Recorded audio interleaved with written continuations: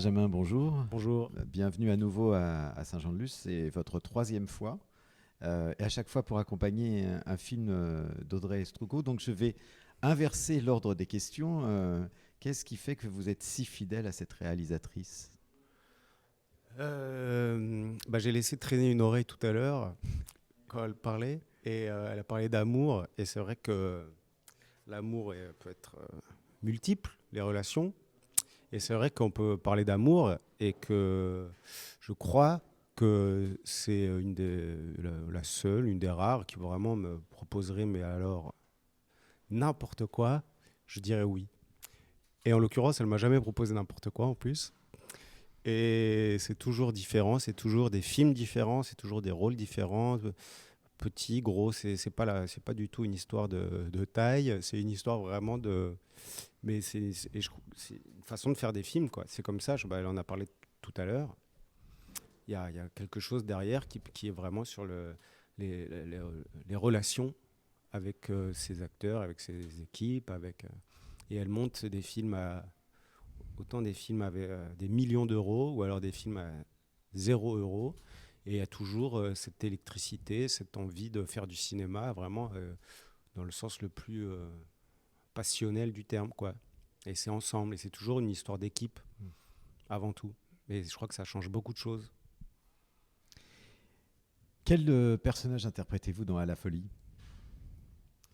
C'est un proche de la famille, comme on suit cette famille. C'est un proche, un voisin, un ami intime, et qui est un peu, on va dire, la figure de raison, la figure raisonnable dans cet univers un peu foutraque, juste familial, quoi.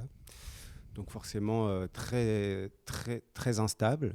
Et donc lui, on va dire, c'est peut-être le personnage le plus équilibré mais qui a néanmoins des failles et des sentiments et des choses à sortir, quoi, vis-à-vis du personnage de Virginie et de cette histoire voilà, sur la maladie, sur la schizophrénie. Et donc il est dedans, dehors, et il apporte un peu euh, quelque chose de, oui, un peu de la raison, quoi, on va dire. Et de l'histoire aussi de cette famille. Il est un peu éclairant quand même sur l'histoire de cette famille et sa relation en plus avec le personnage de Virginie. Oui, oui, mais qui a l'image, je crois qu'il y a ça un peu dans toutes les familles, c'est pas de la famille de sang, mais il est là depuis toujours, et donc il a vraiment ce recul que forcément eux n'ont pas.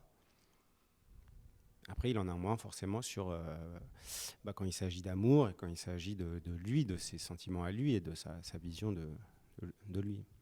Au-delà de la fidélité que vous avez pour Audrey Strugo, qu'est-ce qui vous a fait accepter de jouer ce personnage? Oh, mais c'est que ça, hein. C'est Audrey, non mais c'est vrai.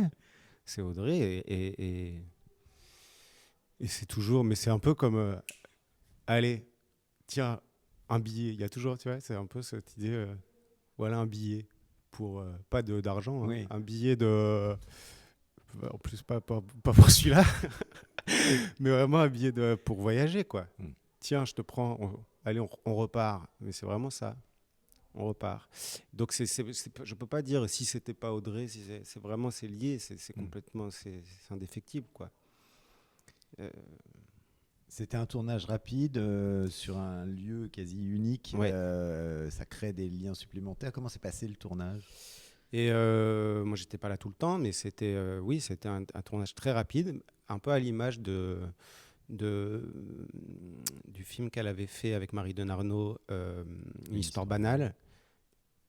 Euh, Pareil, je sais pas si elle appelle ça comme ça. Il y en a qui appellent ça les films guérilla. Moi, j'aime pas du tout ce terme.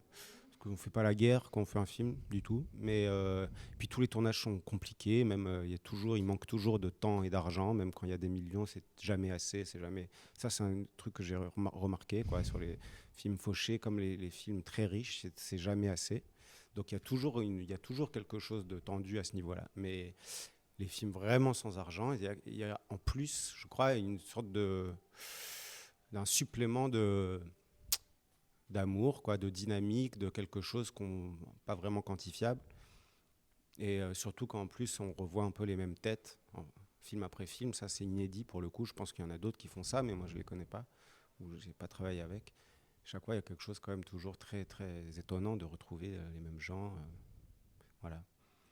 Alors, est-ce qu'il y a quelque chose d'étonnant à revenir au festival de Saint-Jean-de-Luz? Mais oui, parce qu'on oublie et puis on retrouve. Alors c'est toujours